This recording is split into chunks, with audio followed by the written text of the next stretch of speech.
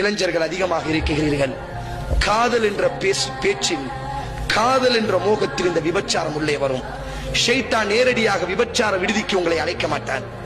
ஷைத்தான் மிக தெளிவானவன். கிறிஸ்தவர்களை ஈசாவின் பெயரால் தான் ஷைத்தான் கெடுத்தான். யூதர்களை மூசாவின் பெயரால் தான் ஷைத்தான் கெடுத்தான்.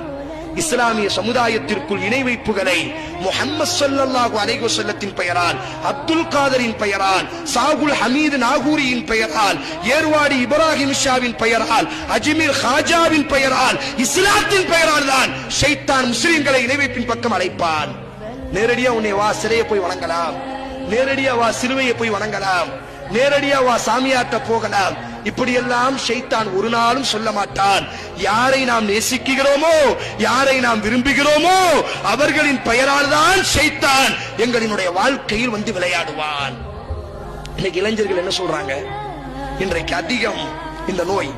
ஒரு காலம் இருந்தது, காதல் எல்லாம் கேவலமான ஒரு வார்த்தை. எங்கள் சமுதாயத்தில் படங்களில் நடிக்கக்கூடியவர்களை எல்லாம் வயதானவர்களுக்கு தெரியும், கூத்தாடி என்பதாகத்தான் அழைப்பார்கள். ஒரு காலத்தில் கூத்தாடி அப்படிதான் அழைப்பாங்க. ஆனா இன்னைக்கு யார் ஹீரோ, ஹீரோயின் என்று இன்னைக்கு அழைக்கப்படுகிறது.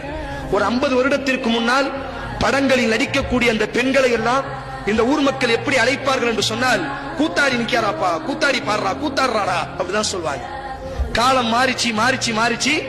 அடுத்து நடிக்க ஆரம்பித்தால் ஓ பாடகியானால், அடுத்து நடிகையானால், இன்றைக்கு ஹீரோவாக ஆகிவிட்டார். ஷைத்தான் எப்படி ஒரு வளர்ச்சியை கொண்டு வருகிறான்.